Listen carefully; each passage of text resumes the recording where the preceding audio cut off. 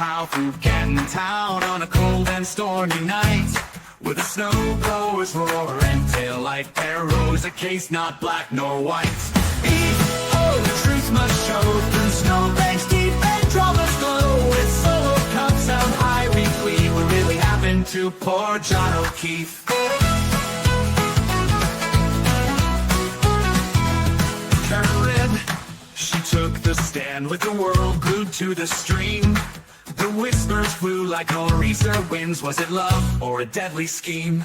Let justice flow like burning round the backyard snow. With neighbors watching cold and tight, did she pack up wrong with the frame that night? They say the party raged indoors while John lay still in snow so wide. But some cry out, this doesn't fit. Hey guys, it's Mo back and in action for this Monday, the 29th day of the Karen Read retrial. And as you can tell, I have my heifer ears on because today was a train wreck on top of a nuclear volcano with a sharknado possibly. Today was nuts. And we started with a voir dire arguments for Dr. LaPosada. Bev was commenting on the report saying there needed to be redactions and they had to have a voir dire. Now, Hank was pretty upset. Again, Dr. LaPosada has 40 years of pathology experience along with, medical, just basically all the medicalology that one could achieve as a forensic pathologist and anatomical pathologist. She is board certified in both. But the Commonwealth was very worried that she could not opine about, a car wreck because she's not a biomechanical engineer. And she couldn't comment about a dog bite because even though she's seen nearly 40 cases and possibly observed an additional 50 with dog bites, she was not qualified. Now, that's kind of skipping ahead in this train of crapola. But we get to other things. There was also a sidebar about the private investigator who went to 34 Fairview, took measurements and photos of the possible areas that John could have, reached in those, I think 84 feet or 86 feet. Look, it's been a long, long day, y'all.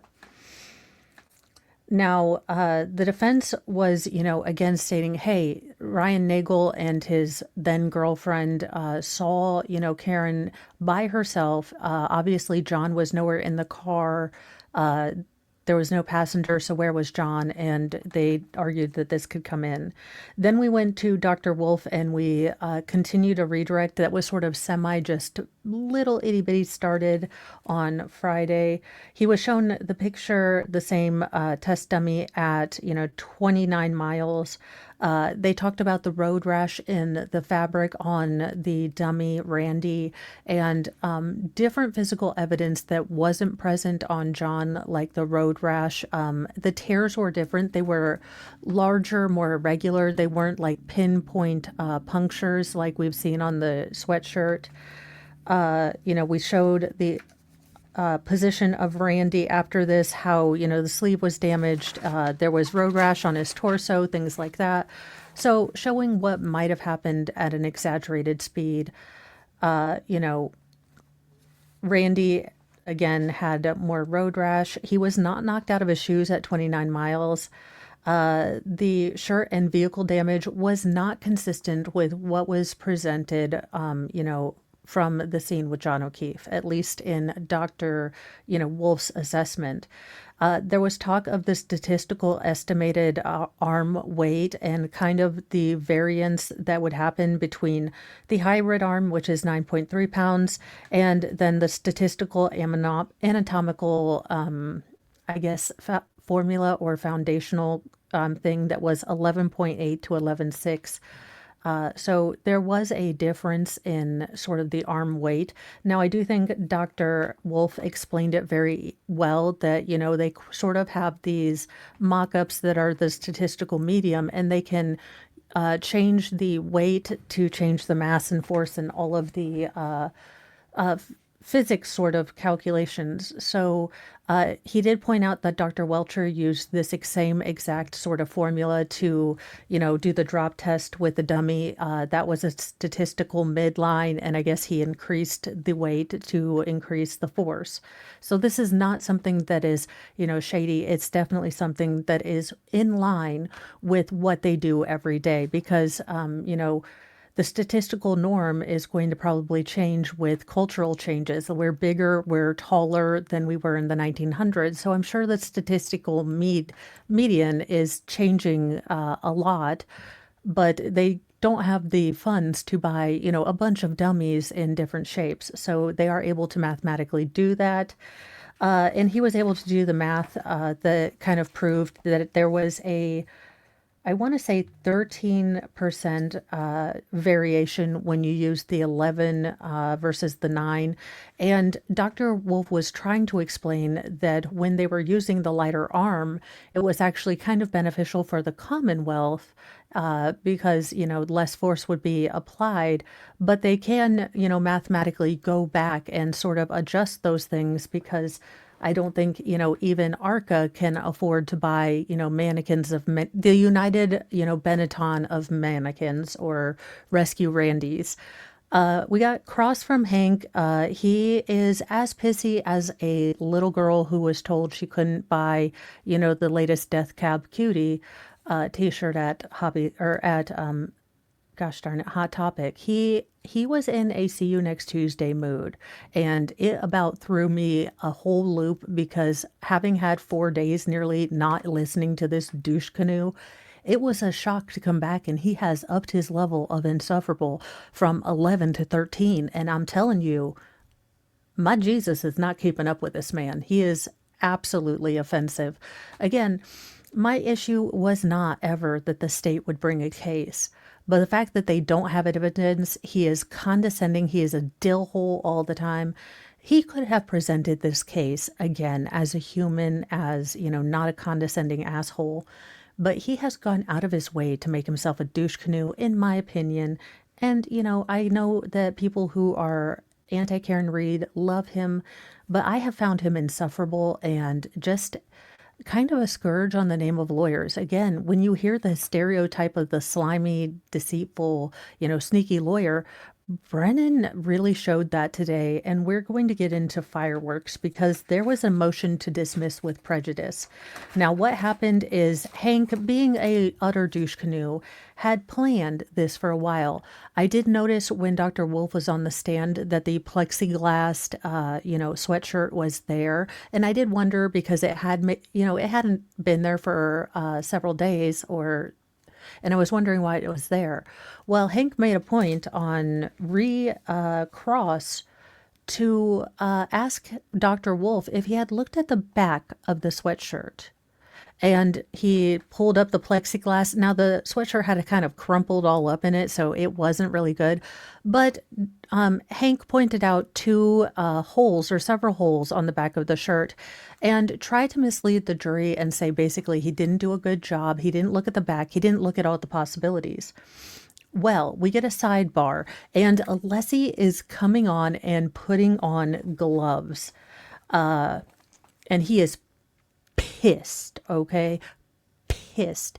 Now, basically, it comes out through this motion for a, gosh darn it, a mistrial with prejudice, sorry. And if you're new to watching trials, a mistrial with prejudice means that the charge against Karen Reed would never be able to be brought again. With prejudice means that basically the judge or whoever thinks that there's not enough case and there will never be enough case. It was going to be a tall ask. Alessi did point out that the state had basically strategically done this. Even back to the testimony of the criminologist who checked the sweatshirt, there were several photos of the sweatshirt that were admitted in, but not photos of the back prior to her taking cuttings. Yes, those holes were not from, undiscovered road rash. No, those holes presented in front of the jury as possible, damage that happened in this collision were actually cut from a criminologist, and the state knew this.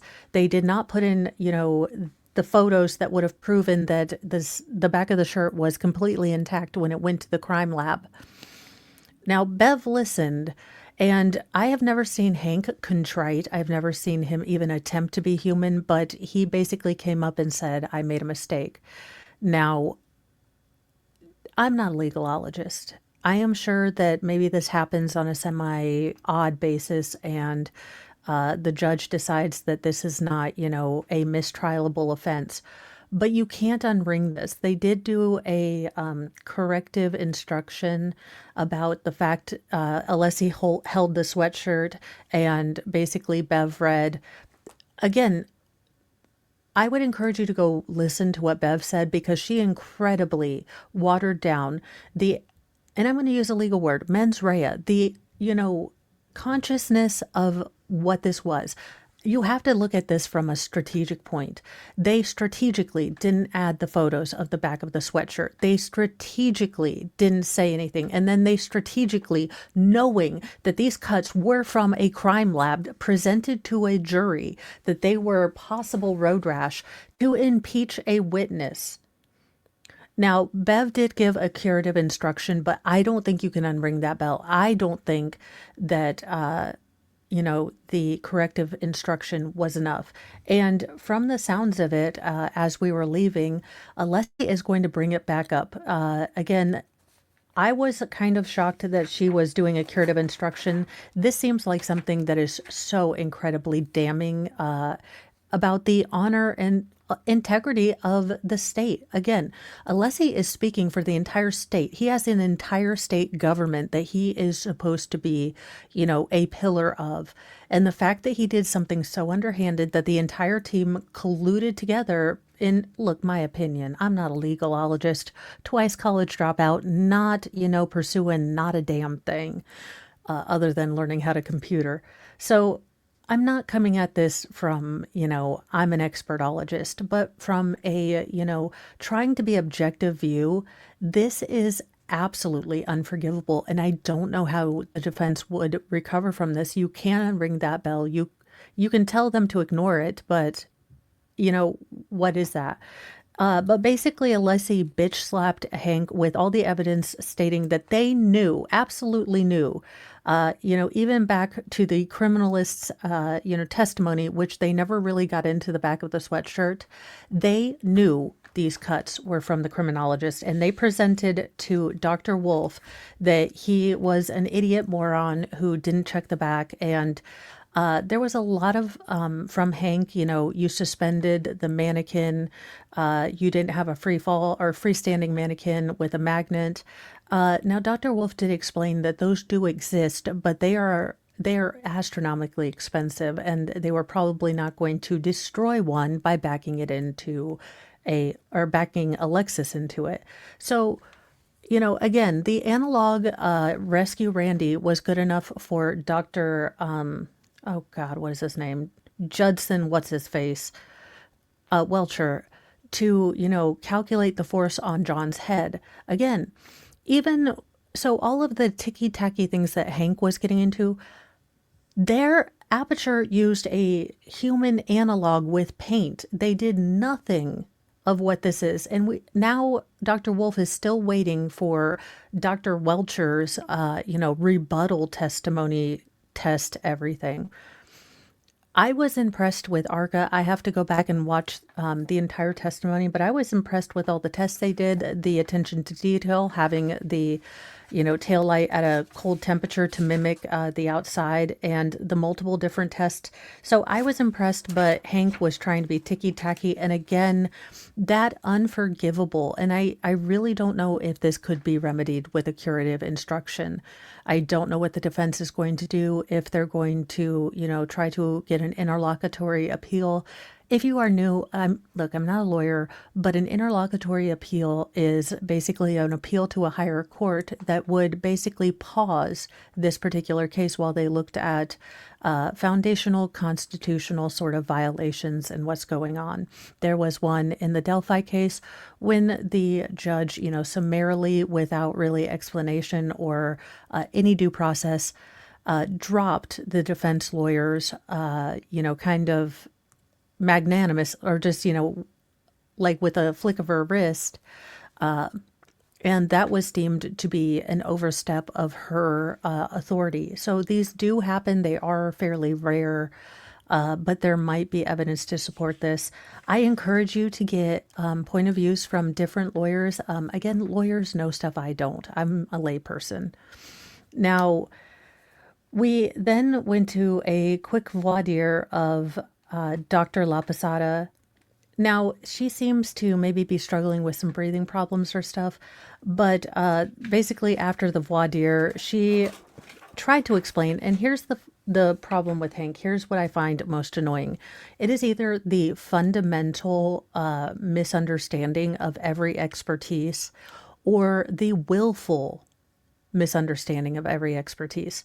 She was trying to explain that, in her extensive career as an anatomical and forensic pathologist, pattern recognition is at the heart of that, and dog bites and wounds from animals are covered extensively in order to prepare, students, residents, fellows, for any sort of situation they're going to meet. While it might be unlikely, while it might, not be the normal, they could run across, a wild animal attack and need to be able to identify and try to figure out what happened. That is their job. So the fact that, again, Bev and Hank willfully misunderstood that, within all of the things that she's looked at, she constantly has to keep a, continuing education with new technological advances, new medical advances. So she is constantly in a state of, trying to learn new things to keep her board certification. I believe we learned from Dr. Russell that, every 3 to 5 years you have to retake a board to remain certified. That being said, she has a very soft voice. She does have noticeable breathing problems, and just optically, it sometimes sounds, how Miss Little has that little bit of quaver in her voice sometimes? It just sounds like you're not confident in your field. I hope she maybe settles in and can calm down and have a better day tomorrow. She didn't do a bad job. She has basically doctorologied everything. She is immensely immensely credentialed and very, very accomplished in her field. So I can imagine that being told that you're not, even able to opine on certain things. And she made a point when Hank was voir diring her to explain that, no, I'm not an accident reconstruction. I don't have, any sort of, training in that. What I do is I look at the entire scene and I try to, discover what happened. I use all of the evidence. We, take the clothing, we take pictures, we examine medical reports. So there is a medical examiner investigation. While it might not be criminal or things like that, they do a lot of background when there is an unattended or, possibly, suspicious death. So there is a lot of background that goes into that. And she doesn't need to be an accident reconstructionist. She doesn't need to be a biomechanical engineer to, with pattern recognition, utilize, hey, this looks like, let's take Hank's, ridiculous idea. This right here looks like he got hit with a spoiler. Oh, I measured it when he was standing, he was within, bonking evidence. We finally, after voir dire, got the private investigator. He was, on direct with Yannetti. He basically asked the homeowner if he could measure the feet between the driveway, the end of the driveway at the mailbox, and multiple entrances to the house. Now, he was able to get to all the entrances except, I think, for the far side within the 84 to 86 feet that his phone recorded. Basically, Hank just kind of said, asked a bunch of questions. The investigator did not measure from the flagpole to the house or the flagpole to the road. Again, the problem with measuring anything from the flagpole, in my opinion, is the state has been very evasive and unable or unwilling to give us an exact location of where John was found. There's sort of video, there's illusion, they've got, approximates, but there is no concrete, and that's been the biggest problem for the state. The investigation sucked balls. Okay, Proctor was a he should go to be a proctologist. He's got his head up his ass so much he's acclimatized to, I guess, his own smug little fumes. But the problem is that every time they say something, the investigation was so muddled. The chain of custody was so intensely, unusual and or very, very shady. And the reports weren't done until, some of them 300, 400, 600 days after this incident. This is by no means a great investigation. And it really is shocking how poorly they did. They didn't, GPS things. It's just a terrible investigation. Now, we do get into Dr. La Posada, and it's a fairly long voir dire. This woman is extremely accomplished. She had to not only deal with, when she was medical examiner for Rhode Island, the Egypt air crash in 1999, but also the station nightclub disaster, along with the multitude of fatalities. So while it didn't exactly fit into, sort of things here in this case, it does give a deeper idea of her expertise, her abilities. Again, there were hundreds of people that were affected that had to be identified, that had to be, given to family members, and she facilitated that. Now, Jedi Jess did bring up that there was a delay in her getting to the station fire scene. Somehow the alert system for the medical examiners didn't come on, so that might be something that Hank really attacks. I hope he's learned his lesson to not be a douche, but he fails to learn that every day and continues to choose Satan. Now, there was another sidebar, or so we thought. It seemed that the witness had to use the restroom. So after that, we continued with her voir dire. And again, like I said, she is extremely accomplished, board certified. Again, those are ongoing learning that you have to do to remain certified. She's like a fellow in all the scienceology, math, forensicology stuff. Now, she has specialized in the effects of alcohol on your heart. And there were some pointed questions about cardiomyopathy and heart disease. I do believe she is going to put forward maybe that was a factor. John did have a widowmaker. She also talked about the brain injury as a coup contra coup injury. So what basically happens is that you hit one part of your head, be it the back or the front, and because of the momentum and your brain basically being suspended in spinal, brain fluid, the brain is able to then it tries to absorb the shock by going forward and then back. So you get a bruise or an injury on the back and then a corresponding bruise on the opposite side. Now, I do believe that come tomorrow, she will start opining about whether John, once this injury happened, was he able to be conscious? Was he able to do anything, walk? What was the onset of, the unconsciousness? Was it immediate? And she did explain the absolute devastation his skull went through. There were, massive skull fractures, to use her words. Unfortunately, Dr. La Posada, Bev, and Hank found her not qualified to talk about motor vehicles in the sense that she is not an accident reconstructionist. I guess because she's not pending degrees, she doesn't have an opinion. She was also precluded from talking about dog bites. Again, despite the en voir dire, she said that she had attended at least 50 autopsies where there were dog bites, and another maybe 70 that she had either supervised or reviewed. Jackson did get in there that it is perfectly normal standard operating procedure for, other pathologists to review cases using the report that the, medical examiner wrote and the background information, basically putting into the mind of the juries that she did not have to be at the scene. She did not have to be at the autopsy in order to give opinions.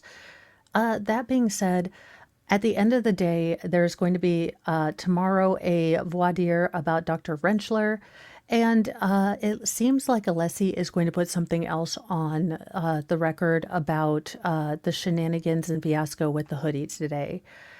Today was a roller coaster. I don't know what to expect tomorrow, so buckle up, y'all. And the heifer, headband might stay on if Bev can. Bev looked rough today. So I don't know what the hell she did over the weekend, but she needs to pull her, head out of her behind. Because as much as she talks about, we're moving right along, I'm doing great. Again, ma'am, cut your effing bangs, and then you wouldn't have to do this, and I wouldn't have to see up your nostrils. I don't like it. I don't care for it. I'm sure the jury doesn't. I don't want to see your bogeys, okay? No offense, but you looked like just poo-poo today. So I don't know what happened this weekend. Maybe you didn't use sunblock because you looked awful red and your hair, what the volume is that? But personal attacks aside, today was well, like I said at the beginning, a train wreck into Chernobyl. And honestly, I don't know who came out looking better. I think that that was when Hank apologized for making a mistake. That's the most contrite I've ever seen him, and he did look very uncomfortable.